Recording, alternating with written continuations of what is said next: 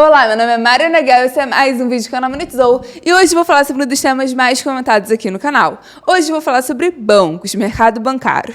Hoje vou comentar sobre o resultado dos bancões nesse segundo trimestre. Vou falar de Bradesco, Santander, Itaú e Banco do Brasil. E sim, o resultado veio em linha com o que eu tinha sinalizado nos outros vídeos. Nesse vídeo eu vou falar sobre o que eu estou esperando para os próximos resultados, então fica até o final que hoje o vídeo tá bom. E aí, começando o vídeo, eu já falei várias vezes aqui no canal sobre o mercado bancário, e sim, eu fiz um vídeo comentando sobre o resultado dos bancões no primeiro trimestre, e praticamente tudo que eu tinha sinalizado lá aconteceu agora no segundo tri. Mas resumindo o mercado rapidinho para quem não conhece, a gente está falando de um mercado que é extremamente tecnológico, um mercado que é extremamente inovador e um mercado que é extremamente lucrativo, A gente está falando dos bancos mais lucrativos do mundo. E sim, a gente teve entrantes importantes nos últimos anos, as chamadas fintechs, deu uma balanceada no mercado, deu uma balanceada no setor, trouxe inovação, trouxe competição, mas ao contrário do que muita gente falava em 2019 e 2020, elas não chegaram a quebrar os bancões, Os bancões continuam firmes e fortes e continuam sendo empresas extremamente lucrativas. E ok, como eu tinha avisado em vídeos anteriores, alguns desses bancos estão passando por dificuldades, mas mesmo assim, continuam sendo máquinas de dar dinheiro e têm um crescimento bastante expressivo, Continuam sendo extremamente lucrativos. E aí vamos lá, eu vou começar o vídeo por ele, o queridinho do Brasil, um dos bancos mais amados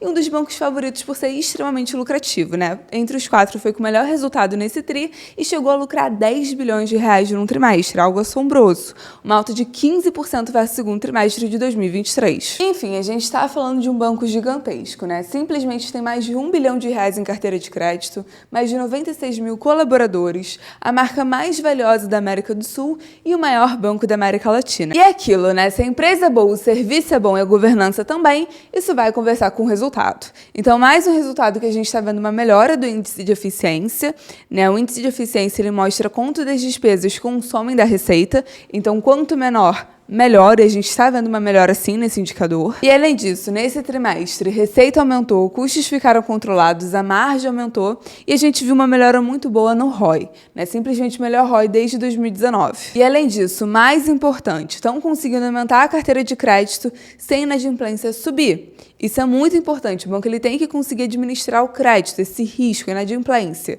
Senão você está afetando justamente onde o banco tem que fazer dinheiro. O banco tem que conseguir ser lucrativo emprestando dinheiro. Se a inadimplência explode, que nem aconteceu, por exemplo, com o Bradesco, a gente já viu, isso come as margens do banco, isso come o resultado. Então, assim, não é à toa que em todos os vídeos que eu fiz sobre o mercado bancário, eu sempre deixei claro que Itaú ele é o melhor entre os bancões. É uma empresa extremamente inovadora, extremamente tecnológica, extremamente lucrativa, extremamente eficiente e que sim, se destaca pelos seus resultados. No segundo lugar nessa rodada do segundo trimestre, a gente tem o Banco do Brasil, que foi o segundo banco mais lucrativo. Eu já falei aqui no canal que nos últimos anos, tanto o Banco do Brasil quanto o Itaú, eles vêm competindo para ver quem tem maior lucro trimestral. Agora o Itaú ficou em primeiro lugar, mesma coisa que tinha sido no primeiro trimestre. Mas o Banco do Brasil também teve um lucro muito alto, um resultado com indicadores muito expressivos. Margem financeira alta, índice de eficiência de 25%, o melhor índice entre os bancões. Além disso, como eu falei, lucro muito alto. No segundo trimestre de 9,5 bilhões. E ele também está expandindo a carteira de crédito. Também tem isso de expansão, que como eu falei, é muito importante. É assim que o banco ganha dinheiro.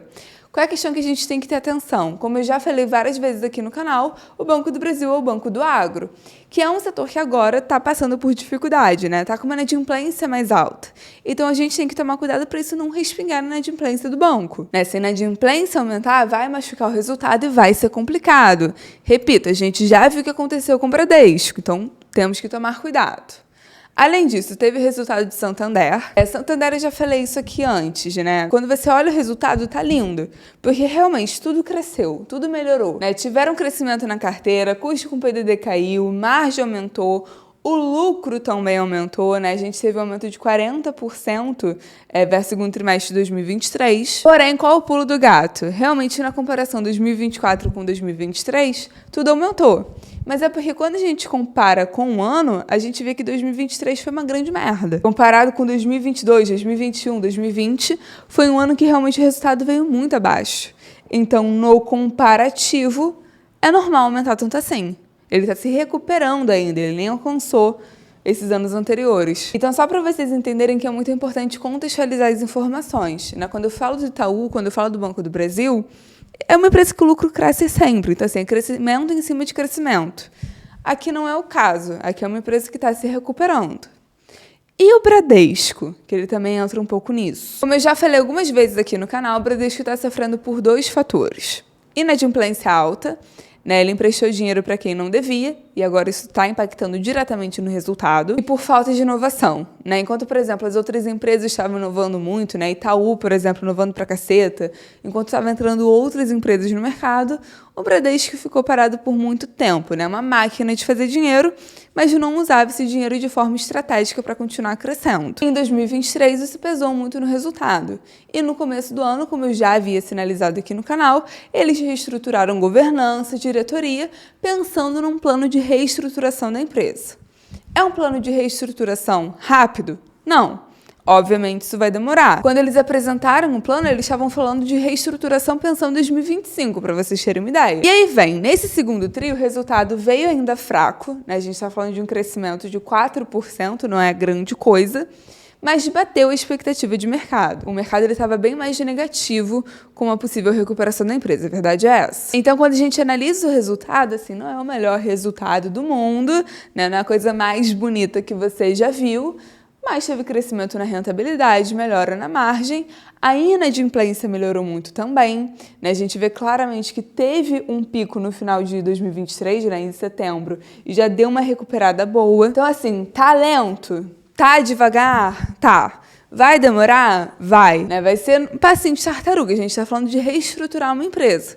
Por isso que você não deixar a inadimplência explodir é tão importante, porque depois de recuperar isso é muito difícil. Mas o pior parece ter passado, né? A gente parece já ter passado pelo pior momento. Então, sim, realmente parece que finalmente deu uma respirada. E aí, vamos lá, falando de investimento, né? Falando sobre a comparação de cada banco. O que eu acho? Em termos de resultado, como eu já falei, realmente o Banco do Brasil e o Itaú estão muito à frente dos outros, né, em termos de lucratividade. Agora, o Banco do Brasil está com essa questão da inadimplência, né, justamente porque eles têm uma exposição muito alta em agro, que é uma questão que o Itaú não está passando. E como eu falei, a inadimplência pode sim pesar no resultado. Feita essa ressalva, não tem muita dúvida de que realmente a gente está falando das 2 melhores empresas, né? O Itaú melhor e, na minha opinião, o Banco do Brasil logo atrás. Mas a questão é que eu já falei isso aqui antes no canal. Uma coisa é a melhor empresa, sim, óbvio, né? E que no longo prazo espera-se que se faça sentido como investimento, mas olhando também para oportunidades de curto prazo, a gente tem que olhar muito para preço. Né? Será que o múltiplo que essa empresa está sendo negociada faz sentido? Olhando para múltiplo, dentre as 4 empresas, né, como eu já falei várias vezes aqui no canal, a empresa mais descontada é o Banco do Brasil. Porque é uma empresa que é pública e ela vai ter um risco político que acaba sendo automaticamente descontada nesse TIF, né? Vai acontecer. Independente do grau de eficiência dessa empresa, é algo que impacta no valuation, né? Tem um risco político que você não consegue controlar. É muito difícil de mensurar, a verdade é essa. Das outras empresas, a gente vê que tanto o Itaú quanto o Santander, eles estão sendo negociados a 9 vezes o preço sobre o lucro, e o Bradesco está um pouco mais, né? Quase 11 vezes. Só que qual é a questão que a gente tem que entender? Quando a gente fala de PL, a gente está falando de um múltiplo que ele pega um cenário estático, né? Qual é o preço hoje da minha companhia dividido pelo lucro atual da minha companhia. Então, esse múltiplo, ele é uma fotografia presente, né? Uma fotografia atual. Por exemplo, o caso do Itaú que está sendo negociado a 9 vezes. Quando a gente olha para a rentabilidade da ação, o preço da ação, esse vermelhinho aqui, a gente vê que ele explodiu, né? Ele estourou, ele só não foi tão alto quanto o Banco do Brasil, porque o Banco do Brasil, de fato, ele teve um aumento muito alto na produtividade, né, e eficiência dele nos últimos anos.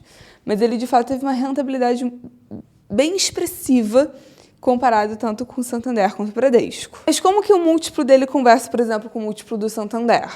Porque quando você olha para o lucro dele acompanhou, o lucro dele explodiu. O Santander, a gente vê que a companhia já sofreu mais e está sofrendo por algum tempo e não está conseguindo se recuperar tão bem, como eu falei. Então, quando a gente volta e olha para a rentabilidade desse ativo, a gente vê que realmente a rentabilidade foi muito ruim, mas acompanhou o lucro da empresa, então esse múltiplo aqui continua nessa casa de 9 vezes. O do Bradesco, a gente está falando de uma simetria mais atual.